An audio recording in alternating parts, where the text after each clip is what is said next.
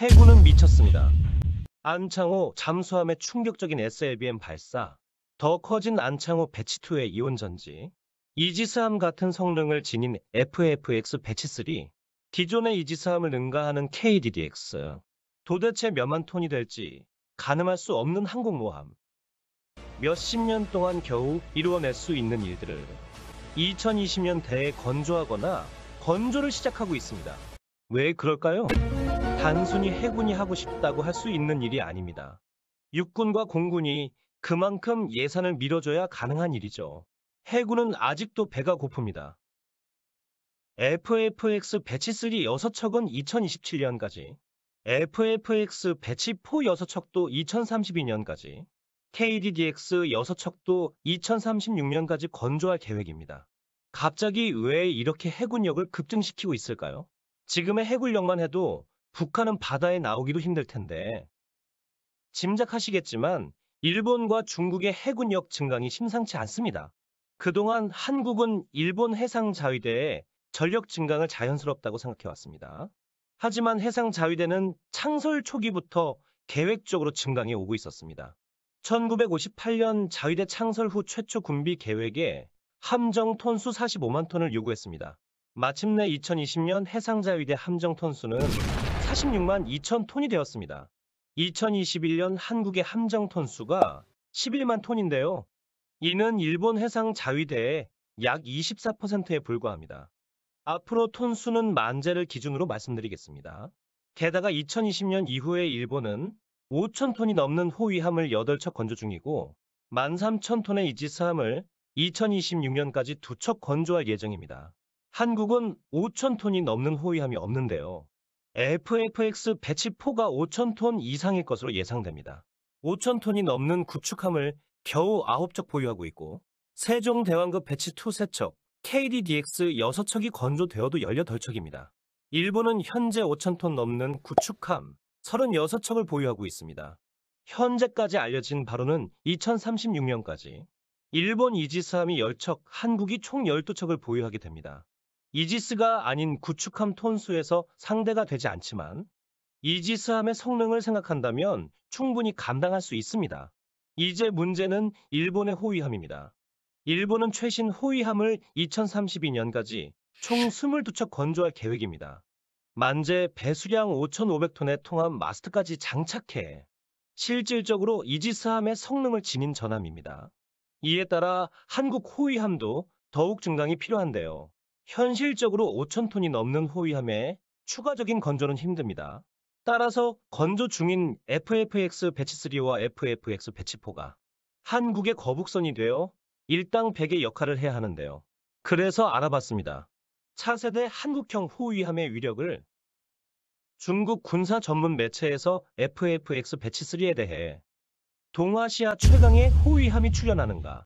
라는 제목으로 한국 최신형 호위함의 레이더가 세계를 선도하는 기술이라고 극찬을 했는데요. 극찬을 받을 만큼 훌륭한 레이더 맞습니다. 메타 표면 구조물은 스텔스 성능을 강화하는데요. 복합 센서 마스트 표면에 활용될 전망입니다. 메타 표면은 빛의 파장보다 훨씬 작은 크기에 메타 물질로 만든 공간을 말하는데요. 일반적인 파동의 전파를 재단할 수 있게 합니다. 따라서 적의 레이더가 탐지하려 해도 반사되지 않는 거죠. 복합 센서 마스트는 2층으로 되어 있어 마스트 내에서 정비가 가능해 정비 수리가 쉽습니다. FFX 배치3에는 한국 최초로 지라갈륨 A사 레이더가 들어갑니다. 레이더는 기계식 레이더에서 폐사 레이더로 그리고 끝판왕 A사로 진화했는데요. 끝판왕 A사도 지라갈륨 A사와 갈륨비소 A사가 있습니다. 지라갈륨 A사는 갈륨비소 A사에 비해 민감도를 32배까지 높일 수 있는 바로 스텔스기 잡는 레이더입니다. 일단 하드웨어는 세계 최고 수준에 올라왔는데요. 소프트웨어는 계속 발전하고 있습니다. 미국 최신 지라갈륨 A사는 330km 밖에 스텔스기 F-35A를 포착할 수 있습니다. FFX 배치3의 A사 레이더는 LSAM 레이더를 개량해서 탑재하는데요. LSAM 레이더는 S밴드를 사용합니다. S밴드는 저출력으로도 탄도미사일뿐만 아니라 항공기도 탐색할 수 있는 장점이 있는 반면 정밀도는 상대적으로 떨어지는데요.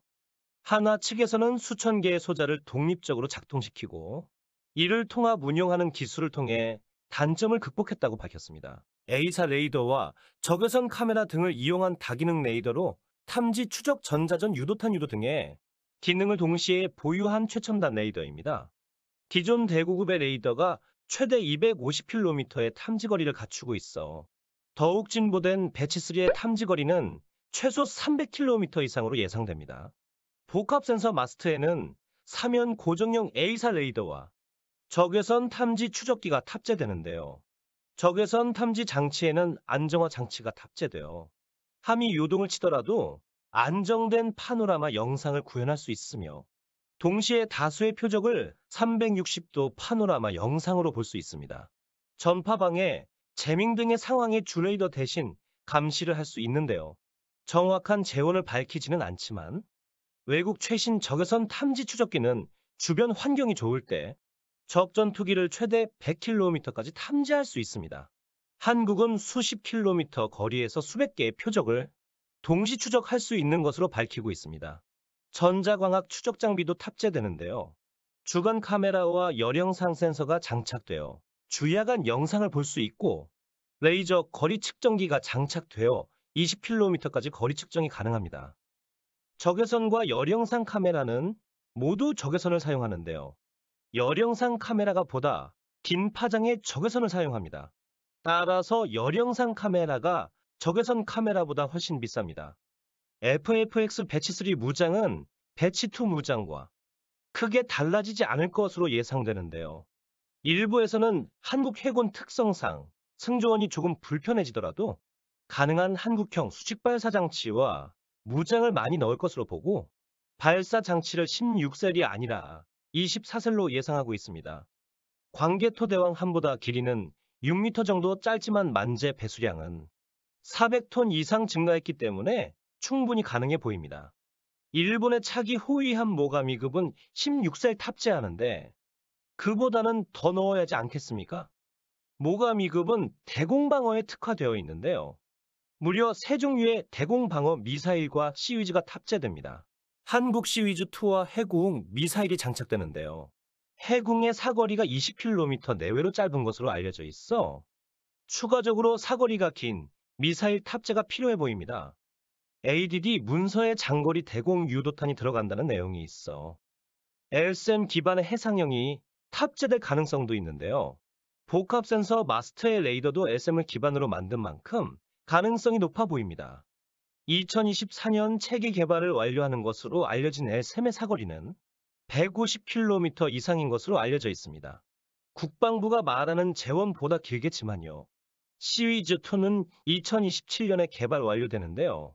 프로토타입으로 올라갈지 공간을 비워 둘지는 알려지지 않았습니다. 시위즈2는 초음속 미사일에 대응하기 위해 세계 최초로 A사 레이더가 장착됩니다. 함대함 미사일은 해성이, 함대지 미사일은 해성에서 능동 레이더 탐색기를 빼고 확보한 공간에 연료와 탄두를 더 넣은 해룡이 있습니다. 함대함 해성은 사거리 200km, 함대지 해룡은 사거리 250km 이상으로 알려져 있는데요. 일본 모가미급 호위함의 17식 함대함 미사일은 200km인데요. 신형은 400km에 이른다고 하니 우리도 사거리를 좀 더 늘려가겠죠. 엔진은 배치2에서 사용했던 롤스로이스의 MT-30을 장착하는데요. 배치2에서 엔진 성능이 떨어지고 사고가 잦다는 지적이 제기되었습니다. 미국 주말트 구축함, 일본의 모가미급 호위함에도 장착된 엔진이라 엔진 성능이 떨어진다는 건 이해하기 힘드네요. 사고가 잦다는 건 운용 미숙으로 알려졌습니다. 배치3의 사업을 진행하면서 롤스로이스는 EHM 기능도 제공하는 것으로 알려졌는데요. EHM 기능은 엔진 데이터를 수집 분석해 사전에 상태 진단과 예측을 할 수 있게 합니다. 따라서 적절한 운용과 고장을 사전에 예방할 수 있습니다. 가장 중요한 것이 남았죠. 함정의 두뇌에 해당하는 전투체계입니다. 함정에 탑재된 센서 장비들로부터 유입된 정보를 통해 표적을 분석하여 최적의 방어 수단을 찾아 함정에 탑재된 무장체계의 교전 명령을 내리죠. 하나에서 개발한 베이스라인 전투체계가 탑재되는데요. 윤영하급 고속정의 베이스라인 1부터 차근차근 개발해 현재 FAFX 배치 3에는 베이스라인 3가 탑재됩니다. 이렇게 살펴보니 좀 든든해지는데요. 딱 하나 아쉬운 점이 있습니다. 모가 미급에서는 무인헬기 무인함정이 탑재된다고 알려져 있는데 배치 3에는 그런 부분에 대한 언급이 없습니다. 배치 4에는 탑재되는 것으로 추측되는데요. 배치 4에서 적절한 무인기와 무인함정 등이 탑재되어 세계 최강의 호위함이 되기를 바라며 마칩니다. 시청해주셔서 감사합니다. 구독과 좋아요는 저에게 힘이 됩니다.